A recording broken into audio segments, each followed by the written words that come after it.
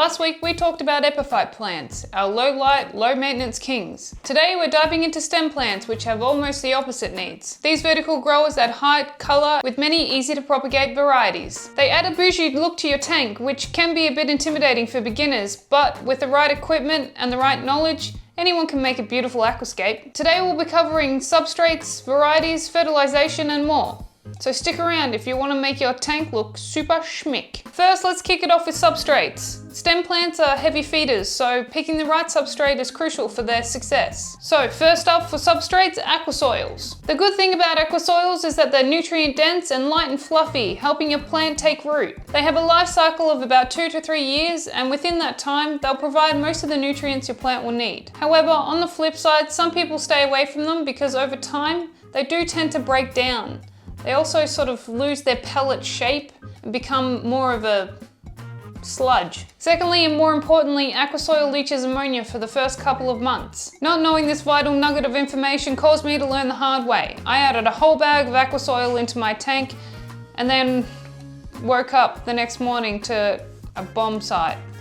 So, learn from my mistakes. You'll need to battle this by doing weekly water changes and testing your water before you add your fish in to make sure it's safe. Second, we have inert substrates. The benefits of gravel is that it's a bit more affordable. People like the look of it. It's a bit more natural looking, I guess. And it's easier to suck up any of the fish poo that's sitting at the bottom of your tank. It doesn't get sucked up as fast as aquasoil does, for instance, just because it's heavier. The big downside is that it doesn't provide any nutritional value for your plants. So you'll need to supplement with a fertilizer, which I'll touch on in a minute. Then finally, there's products like Wio's Wetland substrates, which is probably one of my favorites. The reason being is that, like soils, it provides the macro and micronutrients that your plants need, but because it has an active biofiltering function, it actually comes ready to use straight away, so you don't have to wait like you do with aquasoils. Plus, it has an extremely long life expectancy of around 10 years, and it doesn't crumble in the long run. You get the best of both worlds. It's long lasting, and like gravel, you get a huge choice of colors, but it comes with the perfect amount of nutrients. It's not too hot, not too cold, it's just right. It's the Goldilocks of all three. But whatever substrate you choose, make sure you have at least 4 to 5 centimeters at the bottom of your tank. This is so that you can plant deep. If you keep your substrates too thin at the beginning, when you go to plant, it's just gonna keep rising up.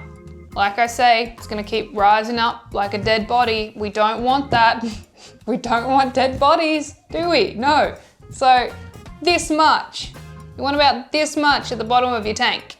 Also, quick tip, if you're looking to replace your current substrate with aquasoil, take it slow. Remove a handful of your current substrate and replace it with a handful of aquasoil each week until you have the desired amount that you're looking for. And again, remember, water changing and water testing is your best friend over this transition. Stem plants grow upward from the apical bud, outcompeting shorter plants for light and even breaking to the water's surface for air. This makes them highly competitive, which might explain their diversity. But not all stem plants are equal. Some are easy, some are hard work, so let me give you the breakdown. Some of your most popular and common stem plants are those like Rotala rotundifolia, Ludwigia glandulosa, Ambulia, Myrophyllum, and Wisteria. These plants are beginner friendly and grow fast, and they don't really need you to be too perfect. You can give them moderate lighting, a wide pH range, a general fertilizer, and they'll just still keep growing. They're perfect for people new to the hobby or for anyone that are looking for easier results without all that fine tuning. However, if you want to make the most out of your plants, getting a good strong light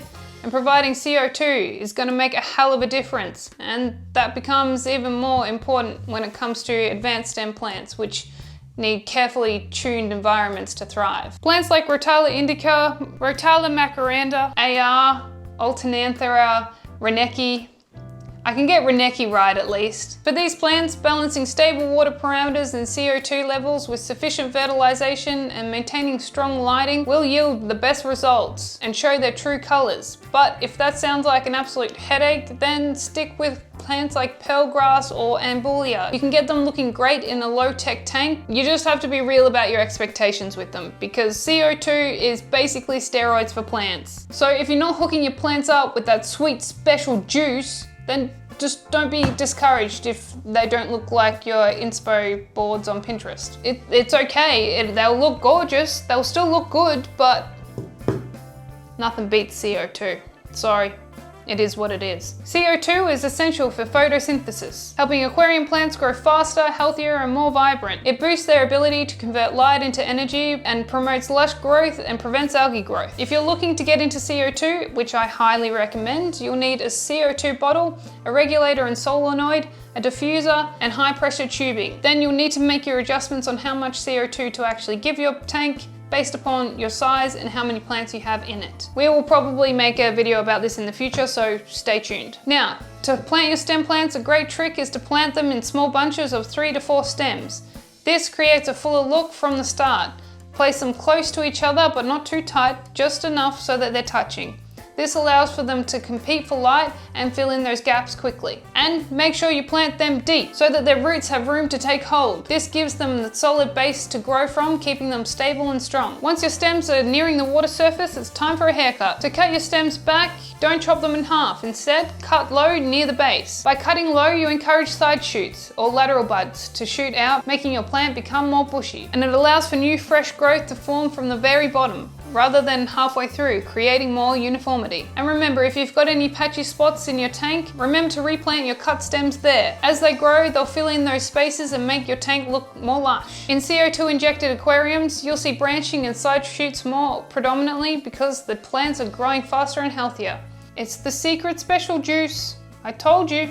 Fish waste and decaying organic matter can provide some nutrients for your plants, however, it's generally not going to be enough. Fertilizers come in various forms, liquid, granular, and in substrates, each catering to different needs. Liquid fertilizers are ideal for fast nutrient uptake, especially in tanks with a lot of stem plants, while granular fertilizers release nutrients slowly for root feeders. Nutrients fall into 2 categories: macronutrients, NPK, nitrogen, phosphorus, potassium, and calcium and magnesium, and micronutrients, your iron, manganese, zinc, copper, boron, etc. Always monitor your tank's water chemistry and adjust your fertilizer routine to keep things balanced and prevent issues like algae blooms. If your plants are yellowing, start with NPK and ensure that all your macronutrients are covered. Plants grow slower than we do, so give any changes to your tank some time, a couple of weeks, before judging your results. It can be stressful to want quick fixes, but plants teach us patience. I feel like we get pulled into this dream of making the most absolutely stunning, beautiful planet aquarium when we actually miss the main reason why plants are there in the first place. Yes, creating a beautiful tank is important, but it's also just as important to let your plants do what they intended to do. They create balance. They complete your tank in a self-sustaining ecosystem.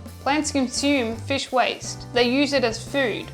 So if you have too many fish and not enough plants, this is going to cause an imbalance. And if you have a lot of plants and barely any fish, then you're going to need to replenish that plant food with some fertilizing. It's about getting the levels complete. You'll need to find balance, Prince Zuko. When it comes to spotting imbalances, algae is a good indicator. It's always going to be present, it's completely normal, and you're never going to have a tank without it, unfortunately. But if it's taking over, you need to adjust. Introduce a good crew of algae eaters to do the work for you. Make those fish earn their keep. For algae on your glass and plants, fish like otocinclus catfish, Borneo suckers, or bristlenose catfish will take on the job. For hair algae or blackbeard algae, you can add some young Siamese algae eaters. And for absolute pains in the ass like gibber, rosy barbs are a great fish to keep it under control. But remember, balance. You don't want to add in too many algae eating fish so they eat up all of the algae, but then they're pooping a lot more. So then you've got a lot more waste and the plants aren't able to keep up. Then you've just created another imbalance. So you've got to slowly add them in, taking your time, finding that sweet spot. Got an itchy leg. Personally, I just find it easier if you just put less fish, more plants. Because then you just need to add more fertilizer. More fish, less plants sucks. In the end, growing plants is a lot like life. It's about balance, patience, and understanding that progress won't just happen overnight. Just like we grow and learn at our own pace, so too do our plants. So nurture your tank, embrace the slow journey, and remember, growth in any form is worth celebrating. No, but it needs to be faster. I need to do better, get up at 3 a.m, go for a run, eat 100% meat, and make billions of money. Oh, but my little plant, it just bloomed. That is growth.